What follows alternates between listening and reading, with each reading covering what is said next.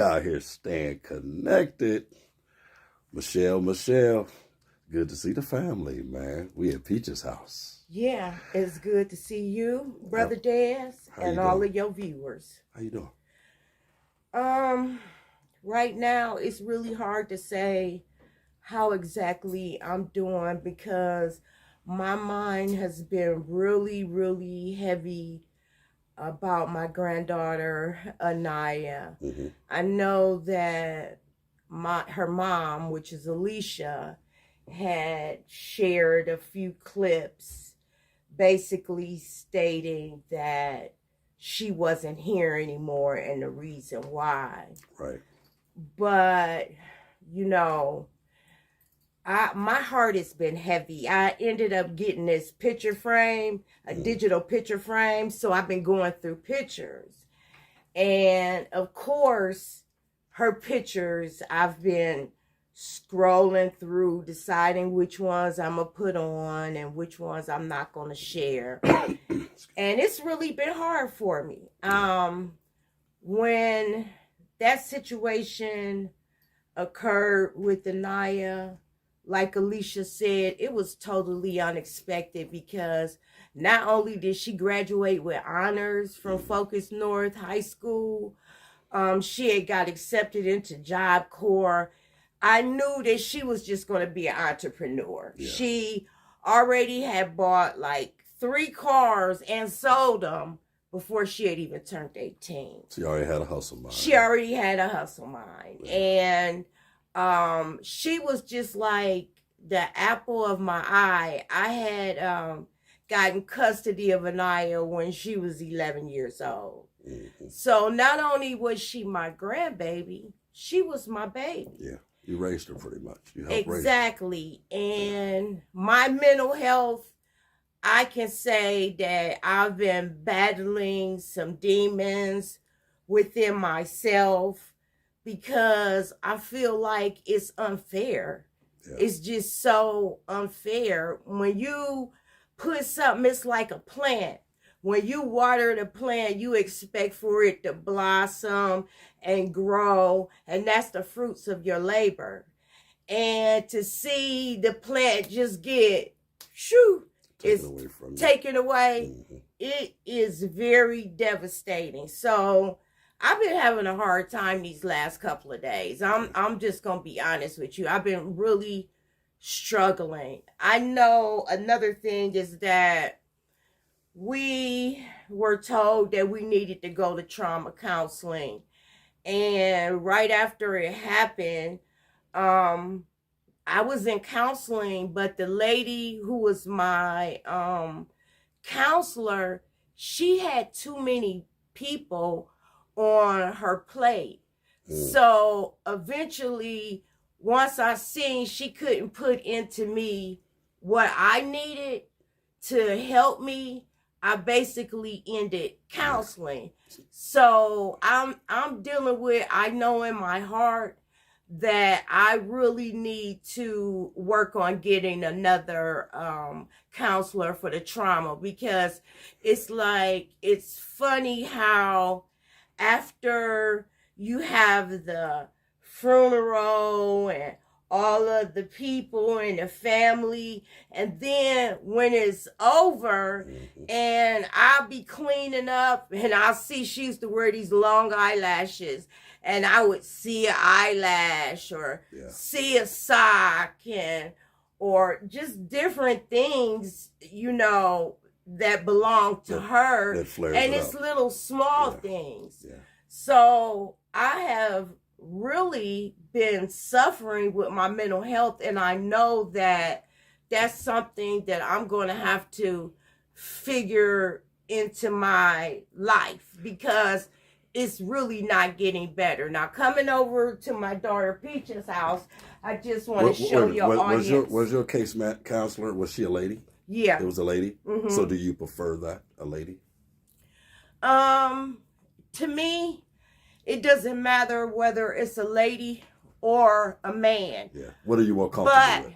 I'm more comfortable with somebody around my age or older. Got you. Just because I might look on the young side, but I'll be 60 in a couple of days. And you wearing it good. So I don't. Very good, sister. Somebody just fresh out of school can't really break things down to me because they don't have as much life experience as I have. Yeah, in the trenches. And until I also want somebody that has gone through this type of grief themselves. Yeah. I don't want you reading me something out of a textbook. I can read my own self out of something that can relate to. Yes. And that's fair. Yes. It's completely fair because you've been through enough. Yeah. And then, again, I empathize on what you're dealing with. And outside of that, it's just another scenario of when the chicken is gone. Yeah. Once that the repast is over, the family still have to battle through the battle. Yeah. And like you said, you're finding things and seeing things, and even some movies may trigger things. Yeah, well, like I said, during this digital picture thing, and just looking at her pictures, and it was like last night, I was just thinking, like, why us? Why our family? Like, you hear about this happening to other people, but you don't think that it's going to happen to you. Yeah. And gun violence is real here. It is so real, and it's taken away so many loved ones, and especially our black kids. Yeah. And you witnessed this. I witnessed it. Me and her mom and her sister. Yeah. We witnessed her being that's everybody. That's taken away. Yeah, it was 3 generations. Yeah. I'm sorry me, for that. my daughter, and her sister. Yeah. And I think that none of us have really gotten the help that we really need. And now that I'm going more into my whole thing about helping other people with drugs, I'm starting to take a close look at my own mental health issue. And my own mental health issue is losing my granddaughter. Like, it's the last thing you need is an abuse at this point. Now, this is your family over here. Everybody dealt with it differently. Share your family with me. Let's talk. Okay. Well, this is my sister, and she has really been a great role model. Even though she's younger than me, she went to college, and she's just been, I remember when I was in prison, and I was, she was just a teenager. Mm-hmm. And she used to write me these letters, and I used to just sit on my bunk and be so sad and cry. But she's really been a great strength to me. This is my mom. She's 82. Okay. And that's my dad. And this is my sister, who our relationship is distance only because she lives in another state. Her name is Tracy. And I mean, I love her to death, and I really miss our friendship. Yeah. My addiction killed our friendship because she was scared of me. And that's just the honest to God's truth. She just didn't know what you would do. Right. Yeah, it was. I was unpredictable. That was fair. I was unpredictable. And I remember one day, like yesterday, I had went over to her house, and it was like in the middle of the night, and she was literally scared to open up the door and let me in. She called my mom and my dad. But I feel like addiction took her away from me, as far as us having the bond of her visiting me visiting her. Mm-hmm. Because between the addiction and then the distance, because she lives in a whole nother state, and she is a great supporter to me. It just took away a lot of y'all hands-on being away from each other. It took away a lot, But she's one of my great supporters because she's seen the things that I went through with my addiction, because she was a young, I'm 5 years older than her. I'm the oldest. Okay. You the oldest? I'm the oldest. Look I have 2 sisters and 1 brother. Okay. And I'm the oldest. But me and my sister Tracy, she's 5 years younger than me. Mm-hmm. Now, my sister here, Jamie, I'm about 15, 17 years older than her. Okay. And my little brother, Man. And my little brother, Man, I was when he was growing up and he was a little kid, I was the one that my mom would call because he was the only boy of the family. Mm-hmm. She didn't know how to really, it was her first time having a son. And girls are different than boys. Girls play with dolls, boys throw footballs. Yeah. He threw footballs, busted so many TVs and windows and different things, you know. So I used to be his disciplinary. Yeah. He's a grown man now. He's doing good for himself, and I'm proud of him. But then we go back to this. And there she go. This picture was taken about maybe 6 months before Annayia was murdered.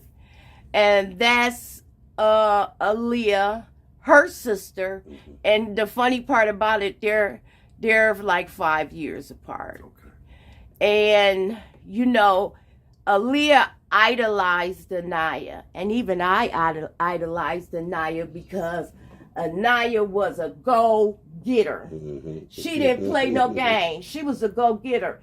And now I'm finding myself, especially dealing with the whole thing about getting my CDCA and helping other people. Now I'm starting to find out that this trauma that I have suffered, Right. I'm going to have to seek help for it because it's bothering me. Yeah. Let me ask you a couple questions. Excuse me. How therapeutic is it looking at these pictures and talking about family? Does that help you? It makes me sad. It does. It really makes me sad. It makes me feel bad. It makes me feel mad because Annayia really didn't get the justice that she deserved. And, you know, what kid or teenager is at work at a supermarket and never come home? Yeah. You know, you just take for granted that when you let your kids out the door, and especially going to work, it's not like she was running the streets or partying or doing things that she wasn't supposed to be doing. She was literally leaving her job, a supermarket, a major supermarket. And for nobody to have stepped in and really protected my family, I'm angry about. Yeah, I bet. And that guy is still running around.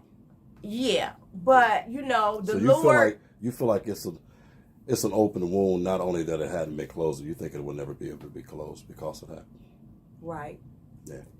It hurts.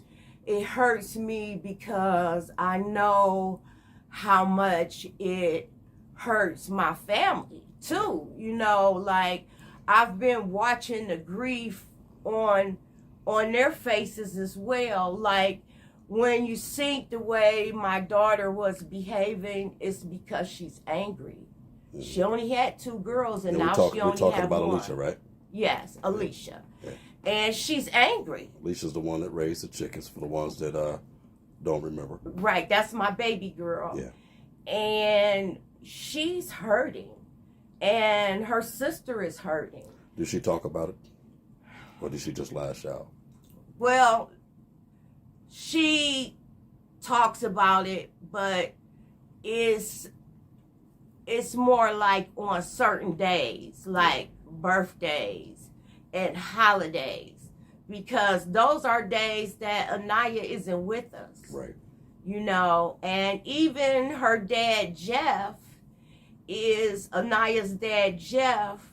I believe it affected him to the point where it's just so sad. For a while, he was sleeping up at the graveyard. Oh wow. She had her mom, Alicia, had two men basically in Annayia's life, and you know, it's hurtful watching grown people that you've always known to be strong, to and see them break down and go to through see that. them break down, Yeah. to see them Annaya's stepdad Dano, he was doing the same thing. He was sleeping at the funeral home. He was getting drunk, falling out. It's a big loss when we have to bury our kids before us, especially when it's tragic like that. You know what I mean? And, to watch. And some people may not be right for a long time. You know, even in grieving, it's normally hard for me because you can never really tell somebody enough. You know what I mean? Because you can't tell people to get over things and remove things and things that's connected to them. And sometimes it takes people years, and some people never get over it. You know, there's people that talk to the dead up until they die. You know what I mean? Because that connection is there. And the main thing is about being prepared for that. As long as your mental is in a good place. So. But see, this is the thing. When Annayia was murdered, it was no preparing. It was a normal day. Yeah. I remember her leaving out the house and had a menu that she wanted me to cook for her when she got home from work.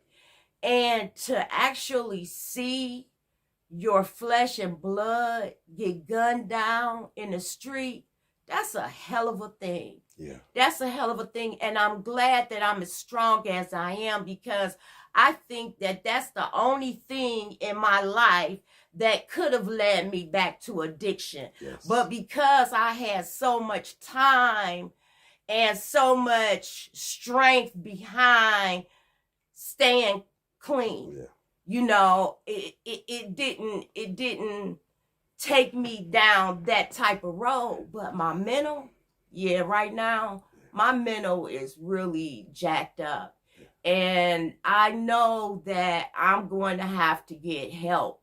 Okay. But it's easy to say, but sometimes it's hard to do, because just the whole thing of finding, making an appointment, seeing if they accept your insurance, just getting up, doing it in if itself. It's the person that you're and going it's to heavy. be. It's heavy to get up. It's a lot to make that step. And too. sometimes it's just easier to say, well, I'm just going to deal with it. And that's some with legal counseling. I mean, what we do is just personal therapy. I mean, you know, and I can't fix everything. This is just therapy that we give to each other at this point, because you help me too. You understand what I'm saying? Not only did I come and take the time to be that ear and give the best advice I give, you guys help me too, especially you, because your testimony is so strong and it's going to help others. And I believe that that's going to be our therapy. If we can't get into a door with insurance or without insurance, as long as we have each other and we stay connected. Right. And what staying connected, especially you did for me, Des, which is something nobody else had ever done, which was, it was like an onion, and starting to just care enough to peel back layers and to ask, like, well, how is this affecting you? Or just the different things that, first of all, if nobody has been addicted to drugs, they really don't understand that it's a big accomplishment to not only get clean, but to stay clean. And navigate through life. To talk about it. And then to navigate your way through everything that you got to go through. And you know what? You can't pick up that crutch that you used to pick up. Right. So I'm just going to basically leave you guys with, I'm having a hard time right now. Yeah. And it's because I really miss Annayia. Yeah. You know, and she was everything to me. And you got a lot on your plate, man. And I want to commend you for doing this and calling me and wanting to talk about this, because I'm always here for you. I'm always here for you and the whole family. You know what I mean? I'm the pawpaw that y'all don't have right now. Right. I got y'all. Right. You know, I hope this detox you in some kind of way. And I'm Yeah. gonna still stand in your corner. I'm gonna talk with your daughter for a minute too. Okay. But I want you to know that, man, you in the right path. You on the right path. Right. And we're gonna stay consistent, man. And you look beautiful today. Thank you. Okay? Thank you. Anything else you want to say to somebody before we get out of here? I want to say that How'd that feel? Letting that air out. it feel every time I let something air out, it feel like a weight's been lifted. Mm-hmm. But I just want to say that if you know somebody that has lost a child, give them a hug today.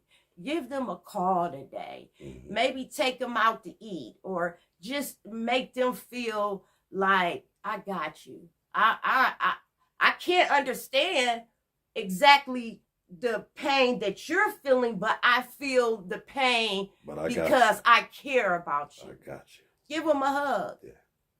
So that's really all I got to say. Hey, pray for me. We're going to keep you in prayers, and I'm going to stay connected with you, because Okay. we ain't going to let you go through this by yourself, and we definitely ain't going to let you alone. And y'all heard that from my girl, Michelle. She is the head, not the tail. We out here staying connected. Let's go.